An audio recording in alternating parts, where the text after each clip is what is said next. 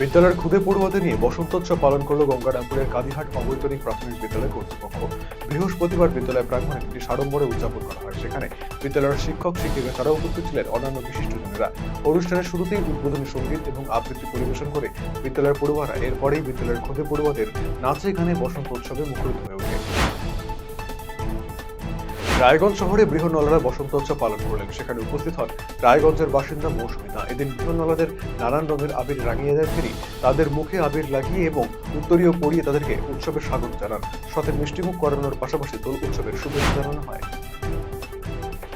টোটোর ধাক্কায় জখম হয় এক শিশু। এরপরই ক্ষোভে ফেটে পড়েন বাসিন্দারা। তুফানগঞ্জের ১৭ নম্বর জাতীয় সড়ক এলাকায় এমন ঘটনা ঘটেছে। বৃহস্পতিবার রাস্তা পার হতে গিয়ে তৃতীয় শ্রেণীর এক পড়ুয়াকে সজোরে ধাক্কা মারে একটি টোটো।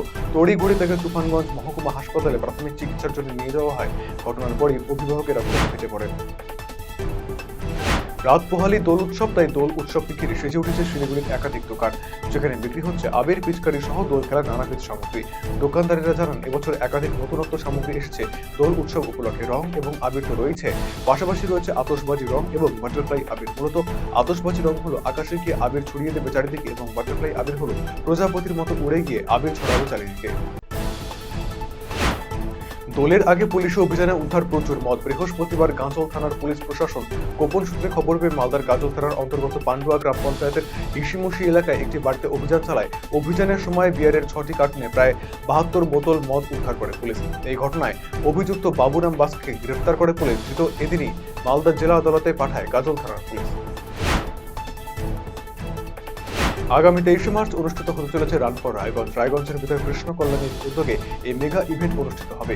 রায়গঞ্জের উদয়পুর গ্রাউন্ড থেকে শুরু হবে এই ইভেন্ট। বিদ্রোহী মোড় হয়ে আবার উদয়পুর মাঠে শেষ হবে কর্মসূচি। সকাল 6:30টায় অনুষ্ঠানের শুভারম্ভ হবে। বিশেষভাবে উল্লেখযোগ্য, এই অনুষ্ঠানে সামিল হবে রায়গঞ্জের সূর্যোদয় মুখ ও বৌদ্ধমের ছেলেমেয়েরা, যাকে কেন্দ্র করে শহরবাসীও বেশ উৎসাহিত। স্কুলে অনিয়মিত আসছেন শিক্ষকেরা, এমনকি মিড ডে মিল খাওয়ানো হচ্ছে না নিয়ম মেনে। এই সমস্ত অভিযোগ এনে বৃহস্পতিবার মালদার হরিশঙ্করপুরের সাদরিচক পঞ্চায়েতের কুমেরপুর প্রাথমিক বিদ্যালয়ে বিক্ষোভ সামিল হলো অভিভাবক এবং গ্রামবাসীরা। এমনকি মিড ডে মিলে উপস্থিত ছাত্রছাত্রীদের সংখ্যা বাড়িয়ে দেখানো হয় বলে নানান অভিযোগ এনে এদিন স্কুলের প্রধান শিক্ষককে ঘেরাও করে বিক্ষোভ দেখান এলাকাবাসীরা।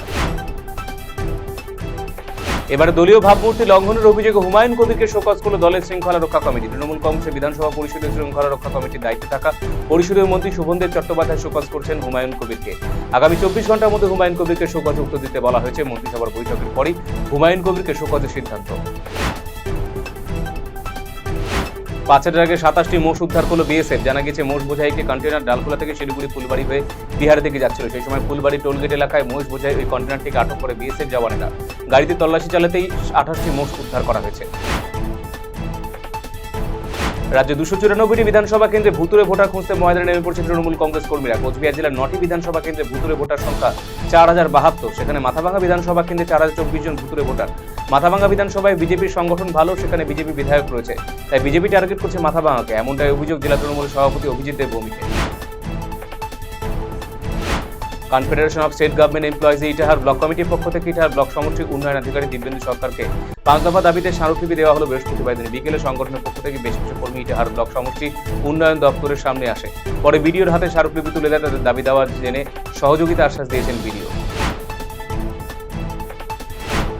এক সিভিক ভলান্টিয়ার মোটর বাইকের ইঞ্জিন দিয়ে থার গাড়ি তৈরি করে নজির গড়লেন। এ নিয়ে আলোড়ন ছড়িয়েছে দিনহাটার মাতালহাটে। মাতালহাটের বাসিন্দা চিরঞ্জিত বর্মন পেশায় সিভিক ভলান্টিয়ার। তিনি মোটর বাইকের ইঞ্জিন ব্যবহার করে একটি 4 চাকার ছোট থার গাড়ি তৈরি করেছেন। কাজের ফাঁকে ফেলে দেওয়া যন্ত্রাংশ, পুরনো মালপত্র ব্যবহার করে তিনি এই গাড়িটি তৈরি করেছেন। এবারে রাজ্যের বিরোধী দলনেতার বক্তব্যের সমর্থনে আসন নামল বিজেপির রাজ্য সভাপতি সুকান্ত মজুমদার। সাংবাদিকদের মুখোমুখি সুকান্ত মজুমদার বলেছেন, তিনি নিজেও শুভেন্দু অধিকারী বক্তব্য শুনেছেন। বিরোধী দলনেতা বলেছেন, 26-এ ভোটে তৃণমূলের টিকিটে শুধুমাত্র মুসলিম সম্প্রদায়ের মানুষই বিধায়ক হবেন, তাই 26-এ ক্ষমতা এসে সেই বিধায়কদের ছুড়ে ফেলা হবে।